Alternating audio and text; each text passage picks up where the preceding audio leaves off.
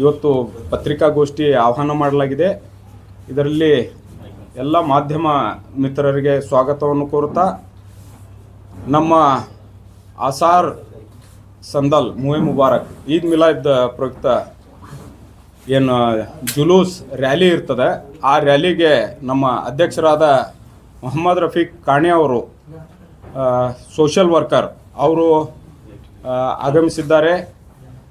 ಅದೇ ಥರನಾಗಿ ಹಾಶಿಂಪೀರ್ ದರ್ಗಾದ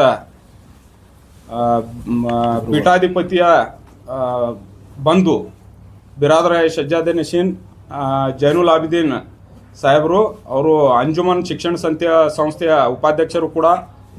ಅದೇ ಥರನಾಗಿ ನಮ್ಮ ಮಾಜಿ ಕಾರ್ಪೊರೇಟರ್ ಹಾಗೂ ಹಾಲಿ ಸೋಷಲ್ ವರ್ಕರ್ ಇದ್ರೂಸ್ ಬಕ್ಷಿ ಅವರು ಕೂಡ ಆಗಮಿಸಿದ್ದಾರೆ.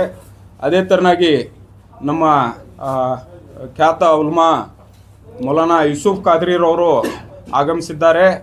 ಅದೇ ಥರನಾಗಿ ನಮ್ಮ ಸಾಮಾಜಿಕ ಹೋರಾಟಗಾರ ಜಿಯಾ ಪಠಾಣ್ ಹಾಗೂ ನಮ್ಮ ನಿಜಾಮುದ್ದೀನ್ ಹಿರಿಯಾಳ್, ಅದೇ ಥರನಾಗಿ ಸೈಯದ್ ಗುಡ್ಗುಂಟಿ ಅವರು ಉಪಸ್ಥಿತರಿದ್ದಾರೆ. ಈಗ ಪತ್ರಿಕಾಗೋಷ್ಠಿಯನ್ನು ಉದ್ದೇಶಿಸಿ ನಮ್ಮ ಅಧ್ಯಕ್ಷರಾದ ಮೊಹಮ್ಮದ್ ರಫೀಕ್ ಕಾಣೆ ಅವರು ಬ್ರೀಫ್ ಮಾಡಬೇಕಂತೇಳಿ ವಿನಂತಿ ಮಾಡ್ತೀನಿ.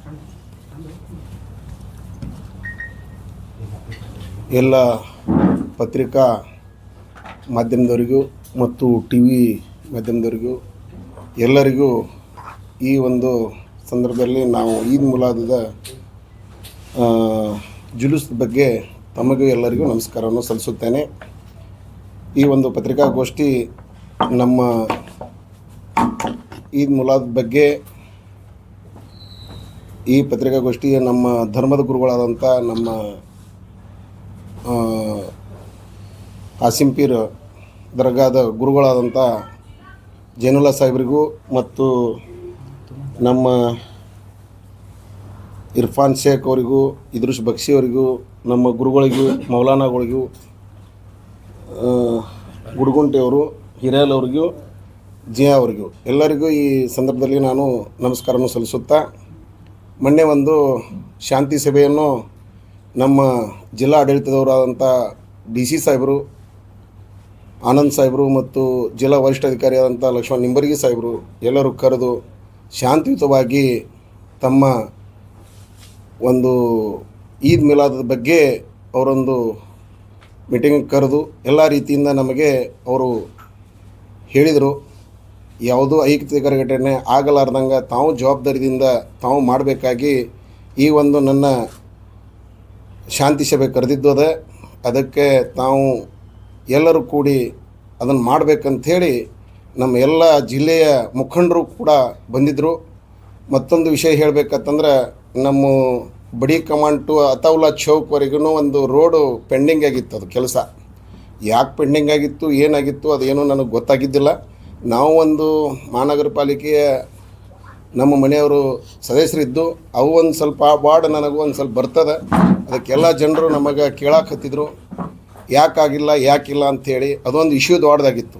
ಏನಾಗಿತ್ತು ಗೊತ್ತಿಲ್ಲ. ಸಾಹೇಬ್ರಿಗೆ ಮತ್ತು ನಾನು ಜಿಲ್ಲಾಧಿಕಾರಿಗಳಿಗೂ ಮತ್ತು ಆಯುಕ್ತರಿಗೂ ರಿಕ್ವೆಸ್ಟ್ ಮಾಡಿ ಎಂ ಬಿ ಪಾಟೀಲ್ ಸಾಹೇಬರು ಹೇಳಿದ್ರು ಕೂಡ ಯಾಕೆ ಮಾಡಿದ್ದಿಲ್ಲ ಗೊತ್ತಾಗಿದ್ದಿಲ್ಲ. ಅದು ಮತ್ತೇನೋ ಒಂದು ಅವಸರದಲ್ಲಿ ಈಗ ಮಾಡಾಕತ್ತಾರ. ಸಿ ರೋಡ್ ಮಾಡಲಿಲ್ಲ ಅಂದ್ರೂ ಮೆಟ್ಲಿಂಗ್ ಮಾಡಿ ನಾವು ಕೊಡ್ತೇವೆ ಸಾಹೇಬ್ರ, ಅದೇ ರೂಟ್ನಾಗ ಹೋಗ್ತೇವೆ. ಏನಾರ ಒಂದು ಘಟನೆ ಆಯ್ತಪ್ಪ ಅಂತಂದ್ರೆ ಅದು ಜಿಲ್ಲಾಡಳಿತ ಮತ್ತು ಅದು ಸಂಬಂಧಪಟ್ಟಂಥ ನಮಗೂ ಒಂದು ಕಪ್ಪು ಚುಕ್ಕಿ ಆಗುವಂಥ ಪರಿಸ್ಥಿತಿ ಇತ್ತದು. ಆ ಒಂದು ರೂಟ್ನಲ್ಲಿ ನಾವು ಹಕೀಮ್ ಚೌಕ್ದಿಂದ ಜಾಮಿಯಾ ಮಸ್ಜಿದ್ದು ಮತ್ತು ಬಡಿ ಕಮಾನ ಅತೌಲಾ ಚೌಕ, ಬಸ್ ಸ್ಟ್ಯಾಂಡ್, ಮೀನಾಕ್ಷಿ ಚೌಕ ಮತ್ತು ಗಾಂಧಿ ಚೌಕದಿಂದ ಬಸವೇಶ್ವರ ಸರ್ಕಲ್ದಿಂದ ದಿನಾಂಕ ಟಿಪ್ಪು ಸರ್ಕಲ್ನಿಂದ ಕೆ ಸಿ ಮಾರ್ಕೆಟ್, ಬಸ್ ಸ್ಟ್ಯಾಂಡ್ದಿಂದ ಟಿಪ್ಪು ಸುಲ್ತಾನ್ ಸರ್ಕಲ್ವರೆಗೂ ಮತ್ತು Basaveshwara circle, K C market, Gandhi Chowk ಮತ್ತು ಅಂಬೇಡ್ಕರ್ ಸರ್ಕಲ್ದಿಂದ ಆಸಾರ್ ಮಾಲ್ಕ ಹೋಗುವಂಥದ್ದು ಒಂದು ರೂಟೇಷನ್ ಇತ್ತು. ಅದಕ್ಕೆಲ್ಲರೂ ನಮಗೆ ಜಿಲ್ಲಾಡಳಿತದವರು ಮತ್ತು ನಮ್ಮ ವರಿಷ್ಠ ಅಧಿಕಾರಿ ಸಾಹೇಬರು ನಿಮಗೆಲ್ಲ ರೀತಿಯಿಂದ ನಾವು ಸಂಪೂರ್ಣ ಕೊಡ್ತೇವೆ, ತಮ್ಮದು ಬೆಂಬಲ ನಮಗೆ ಬೇಕು, ಎಲ್ಲರೂ ಕೂಡಿ ಅದನ್ನು ಮಾಡಬೇಕಾಗಿ ಅವರು ಹೇಳಿದರು. ಅಷ್ಟು ಹೇಳಿದ ತಕ್ಷಣ ನಾವು ಎಲ್ಲರೂ ಕೂಡಿ ಮತ್ತು ಮೀಟಿಂಗ್ ಮಾಡಿ ತಮಗೂ ಪ್ರೆಸ್ ಮೀಟ್ ಮಾಡಿ ನಮ್ಮದು 25ನೇ ತಾರೀಕು ಇದೇ 25 ಮಧ್ಯಾಹ್ನದಾಗ 3:30 ಗಂಟೆಗೆ ನಮ್ಮದೊಂದು 2:30 3 ಗಂಟೆ ಒಳಗಡೆ ನಮ್ಮದೊಂದು ರ್ಯಾಲಿ ಅಲ್ಲಿಂದ ಹಕೀಮ್ ಚೌಕದಿಂದ ಹೋಗ್ತಾ ಇದೆ. ಅದಕ್ಕೋಸ್ಕರ ನಾವು ಎಲ್ಲರೂ ಕೂಡಿ ನಮ್ಮ ಎಲ್ಲ ಹಿಂದೂ ಬಾಂಧವರು ಮತ್ತು ಮುಸಲ್ಮಾನ್ ಬಾಂಧವರು ಏಕತೆ ಭಾವದಿಂದ ನಮ್ಮ ಧರ್ಮದ ಗುರುಗಳಾದಂಥ ಮುಹಮ್ಮದ್ ಪೈಗಂಬರ್ ಸಾಹೇಬರು ಒಂದು ಒಳ್ಳೆಯ ಒಂದು ಸಂಕೇತ ಸಾರಿದ್ದಾರೆ. ಒಳ್ಳೆಯ ರೀತಿಯಿಂದ ಅದಕ್ಕೆ ಒಳ್ಳೆಯ ಒಂದು ಇದಕ್ಕೆ ಅವರು ಭಾಳ ಒಂದು ಒತ್ತಡ ಕೊಟ್ಟಂತಹ ನಮ್ಮ ಧರ್ಮದ ಗುರುಗಳು. ಅದು ಒಂದು ರ್ಯಾಲಿ ಅದ. ಅದರ ಸಲುವಾಗಿ ನಾವು ಎಲ್ಲರೂ ಶಾಂತಿಯುತವಾಗಿ ಆ ಒಂದು ಕಾರ್ಯಕ್ರಮವನ್ನು ಮಾಡುತ್ತೇವೆ ಅಂತ ಹೇಳಿ ತಮ್ಮಲ್ಲಿ ಪತ್ರಿಕೆಯಲ್ಲಿ ನಾನು ಕೇಳಿಕೊಳ್ತೇನೆ.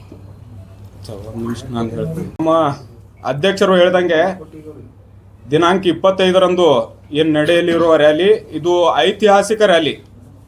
ಯಾಕಂದ್ರೆ ಬಿಜಾಪುರ ಒಂದು ಐತಿಹಾಸಿಕ ಗೋಲ್ ಗುಂಬಜ್ ಹೆಂಗೆ ಪ್ರಸಿದ್ಧ ಅದಾನೋ ಅದೇ ಥರನಾಗಿ ನಮ್ಮ ಅಸಾರ್ ಮಹಲ್ ಹಾಗೂ ಮೂಹೆ ಮುಬಾರಕ್ ಹುಜೂರ್ ಅವರ ಕೂದಲು, ಗಡ್ಡದ ಕೂದಲು, ಅದು ಕೂಡ ಇಲ್ಲಿ ಆದಿಲ್ ಶಾಹಿ ಕಾಲದಲ್ಲಿ ತಂದು ಸೂಫಿಗಳು ಇಲ್ಲಿ ಇರಿಸಿದ್ದಾರೆ, ಸಂರಕ್ಷಿಸಿದ್ದಾರೆ.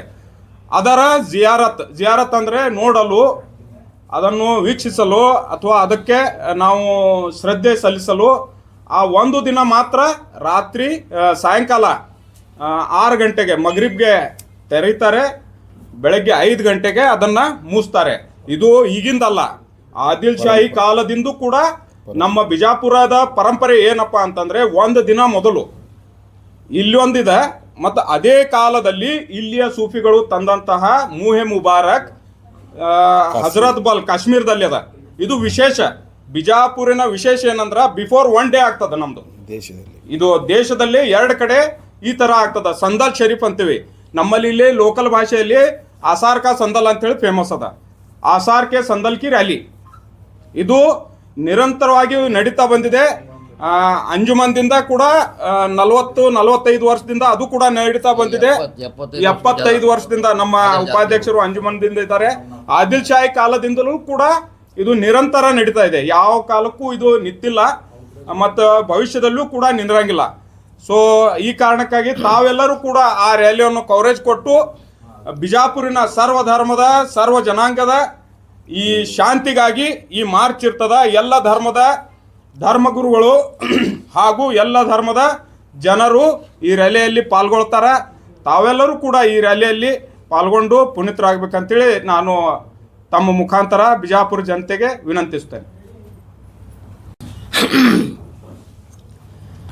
ಇದು ಈ ಜುಲೂಸದ ಮಹತ್ವ ಏನಿದೆ ಅಂದ್ರೆ, ನಾವು ಈಗ ಎಲ್ಲ ನೀವು ನೋಡ್ತೀರಿ, ಇವು ರ್ಯಾಲಿಗಳು ಹಾಕಾವು, ಜುಲೂಸ್ ಹಾಕಾವು. ಇದು ಒಂದು ಕಡೆ ನಾವು ಹೋಗ್ತೀವಿ, ಅಲ್ಲಿ ಒಂದು ಭಾಷಣ ಮಾಡಿ ಅದು ಡಿಸ್ಪರ್ಸ್ ಆಗಿಬಿಡ್ತದೆ. ಇಲ್ಲ ಡಿ ಜೆ ಇದು ಮುಗಿತದ. ಬಟ್ ನಾವು ಇದು 11ನೇ ತಾರೀಕು ಅಂದರೆ 25/8/2026 ಏನು ಅದ್ರದ್ದು ಇಂಪಾರ್ಟೆನ್ಸ್ ಏನಂದ್ರೆ, ನಾವು ಇಲ್ಲಿಂದ ಎಲ್ಲ ಮಂದಿ ಕೂಡಿ ಒಂದು ಪ್ರೊಸೆಷನ್ ಇದ್ರೊಳಗೆ ಹೋಗಿ ನಾವು ಮೂಹೆ ಮುಬಾರಕ್ ಜಿಯಾರತ್ಗೆ ಹೋಗ್ತೀವಿ. ಆಸಾರ್ ಮಹಲ್ನಾಗ ಏನೀಗ ಇರ್ಫಾನ್ ಅಣ್ಣ ಅವ್ರು ಹೇಳಿದ್ರೆ ಮುಂಜಾನೆ ಸಂಜೆ 5 ಗಂಟೆಗೆ ತೆಗಿತಾರೆ, ಬೆಳಗ್ಗೆ ಮುಂಜಾನೆ 5 ಗಂಟೆಗೆ ಬಂದು ಹಾಕೋದು. ವರ್ಷನಾಗ ಒಂದೇ ದಿವಸ ಓಪನ್ ಹಾಕೋದು. ಅದು ಓಪನ್ ಆಗಿದ್ದು ಅದು 12 ತಾಸು ಅಷ್ಟೇ ಇರ್ತದೆ. ಅದರೊಳಗೆ ನಾವು ದರ್ಶನ ತೊಗೊಳಕ್ಕೇನು ಹೋಗ್ತೀವಿ. ನಾವು ಈ ಮೂಹೆ ಮುಬಾರಕಿಂದ ರ್ಯಾಲಿ ಏನಿದೆ, ಇದು ನಾವು ಇದ್ರದ್ದು ಇಂಪಾರ್ಟೆನ್ಸ್ ಏನಿದೆ ಅಂದ್ರೆ, ನಾವು ಎಲ್ಲರೂ ಕೂಡಿ ಹೋಗಿ ಆಸಾರ್ ಮಹಲ್ನಾಗ ಹೋಗಿ ಅದು ಸೀದಾ ಮೂಹೆ ಮುಬಾರಕದ ದರ್ಶನಕ್ಕೆ ಹೋಗ್ತೀವಿ. This is the importance of 11th rally. ಈಗ ಇವ್ರು ಹೇಳ್ದಂಗೆ ಇಡೀ ದೇಶನಾಗ ಎರಡೇ ಕಡೆ ಹಾಕವು. ಇದು ಹುಡುಕಿದವರು ಎಲ್ಲ ಇಡೀ ದೇಶ ಪ್ರಪಂಚದಲ್ಲಿ ಹೋದ್ರೂ 12ನೇ ಡೇಟ್ ಏನು ಇರ್ತದೆ ಈದ್ ಮಿಲಾದುನ್ ನಬಿದು, ಅದು 26ಕ್ಕೆ ಎಲ್ಲ ಅವಾಗ ಹಾಕವು. ಈ ಬಿಜಾಪುರದ ಇಂಪಾರ್ಟೆನ್ಸ್ ಏನಿದೆ ಅಂದರೆ, ಇಲ್ಲಿ ಮೂಹೆ ಮುಬಾರಕ್ ಇದೆ. ಸುಮಾರು 400 ವರ್ಷ ಹಿಂದಗಡೆ ಆದಿಲ್ ಶಾಹಿ ಕಾಲ ಒಳಗೆ ಬಂದಿದ್ದು ಇದು ಮೂಹೆ ಮುಬಾರಕ್ ಇದೆ. ಆಥೆಂಟಿಕ್ ಇಂಡಿಯಾ ಒಳಗೆ 2 ಆಥೆಂಟಿಕ್, ಇದು ಒಂದು ಕಾಶ್ಮೀರದ. ಏನಾದರೂ ಆದ್ರೆ ಬಿಫೋರ್ ಆಗಲ್ಲ. ಅವರು ಹೇಳೋದಿದೆ ಪೈಗಂಬರ್ ಅವರದ ಇದೆ, ಅದು ನಾವು ಯಾವುದೂ ಅಲ್ಲಿಗಳೆಯಲ್ಲ. ಬಟ್ ನಮ್ದು ಅಸಾರ್ ಮಹಲ್ಗೆ ಬಂದಿದ್ದು ಸೂಫಿ ಸಂತರು ಮಕ್ಕಾ ಮದೀನಾದಿಂದ ತಂದಂತಹ ಇದು ಕೂದಲು. ಈಗ ತಂದಿದ್ದು ನಾವು ಯಾರಾದರೂ ಹಿಂಗಿಲ್ಲ. ಆ ಕಾಲದಲ್ಲೇ ನಡ್ಕೊತ ಹೋಗುವಂಥ ವ್ಯವಸ್ಥೆ ಇತ್ತು ಹಜ್ ಯಾತ್ರೆಗೆ. ಆವಾಗ ಸೂಫಿಗಳು, ಇಲ್ಲಿರುವಂಥ ಸೂಫಿಗಳು, ಆ ಕಾಲದಲ್ಲಿ ಇರುವಂಥವ್ರು ಐತಿಹಾಸಿಕ ದಾಖಲೆಗಳಿದ್ದಾವೆ. ಐತಿಹಾಸಿಕ ದಾಖಲೆಗಳು ಸೂಫಿಗಳು ತಂದಂತಹ ಏನು ಇದಿದೆ ಅದು ದಾಖಲೆ ಅದಾವೆ. ಸೊ ಆ ಕಾರಣಕ್ಕಾಗಿ ಬಿಜಾಪುರ ವಿಶೇಷ. ಅವೆಲ್ಲ ಇಲ್ಲಿಂದ ಗೋವಾವರೆಗೂ ನಮ್ಮ ಆದಿಲ್ ಶಾಹಿ ಆಳ್ವಿಕೆಯಲ್ಲೇ ಬರ್ತಿತ್ತು. ಸೊ ಅಲ್ಲಿವರೆಗೂ ಕುರುಹುಗಳ ಇದ್ದಾವೆ. ಸೊ ಆ ಕಾಲದಲ್ಲಿ ಇಲ್ಲಿ ಇದು ಒಂದು ಹಬ್ ಇತ್ತು, ಎಜುಕೇಷ್ನಲ್ ಹಬ್ ಇತ್ತು. ಆ ಕಾಲದಲ್ಲೇ ಇದು ಮೂಹೆ ಮುಬಾರಕ್ ಮತ್ತು ಈ ರ್ಯಾಲಿ, ಆವಾಗ ಈ ಲೈಟ್ ಇರಲಿಲ್ಲ. ನಿನ್ನೆ ನಮ್ಮ ಇನ್ನೊಬ್ಬ ಗುರುಗಳು ಹೇಳ್ದಂಗೆ ಚಿರಾಗ ಮಾಡ್ತಿದ್ರು, ಅಂದ್ರೆ ದೀಪಗಳ ಅಲಂಕಾರ ಆಗ್ತಿತ್ತು. ಇಡೀ ಬಿಜಾಪುರ ನಗರ ದೀಪಾಲಂಕಾರ. ಇದು ನೀವು ಹಿಸ್ಟೋರಿಯನ್ಗಳಿಗೆ ಕೇಳಿದ್ರೆ ಅದರದ ಮಹತ್ವ ಮತ್ತಷ್ಟು ತಿಳಿತದ. ಇದೊಂದು ವಿಶೇಷ ಸ್ಟೋರಿ ಆಗ್ಬೋದು, ಇದೊಂದು ವಿಶೇಷ ವರದಿ ಆಗ್ಬೋದು ಅಂಥೇಳಿ ತಮಗೆ ತಿಳಿಸಲು ಬಯಸ್ತೀನಿ. ಈಗ ನೀವು ಹೇಳ್ದಂಗೆ ಹುಬ್ಳ್ಯಾಗ ಏನು ಹೇಳ್ತಾ ಇದ್ರಲ್ಲ, ಸಾಕಷ್ಟು ಕಡೆ ಅದಾವು ಮೂವಿ ಮಾರಕ್ಕೆ. ಎಲ್ಲ ದರ್ಗಾ ಕಡೆ ಹಾಶಿಂಪುರ ದರ್ಗಾದಾಗಿದೆ, ನಿಮ್ಮದು ಬಂಧನವಾದ ಗುಲ್ಬರ್ಗ, ಅವರು ಎಲ್ಲರೂ ಒಂದು ಡೇಟ್ ಫಿಕ್ಸ್ ಮಾಡಿ ಅದಕ್ಕೆ ಅವರು ಎಲ್ಲರೂ ನಾವು ಹೆಂಗೆ ದರ್ಶನಕ್ಕೆ ಹೋಗಿ ಅವರು ಮಾಡಿಸ್ತಾರೆ. ಬಟ್ ಇದು ನಾವು ಇರ್ಫಾನ್ ಅಣ್ಣ ಅವ್ರು ಹೇಳ್ದಂಗೆ ಇದು ಇಂಡಿಯಾನಾಗ ಏನಿದೆಯಲ್ಲ, ಅದು 400 ವರ್ಷದ ಏನು ಇತಿಹಾಸ ಇದೆ. ಇದು ಆಸಾರ್ ಮಹಲ್ ಮತ್ತು ಕಾಶ್ಮೀರದಿದೆ. ಉಡುಕಿದವ್ರು ಎಲ್ಲರೂ ಭಾಳ ದರ್ಗಾನಾಗಿದೆ, ಎಲ್ಲರೂ ಅದಕ್ಕೆ ದರ್ಶನ ಮಾಡಿಸ್ತಾರೆ. ಅದಕ್ಕೇನು ಡಿಸ್ಪ್ಯೂಟ್ ಇಲ್ಲ. ಅದು ಧನ್ಯವಾದಗಳು. Thank you.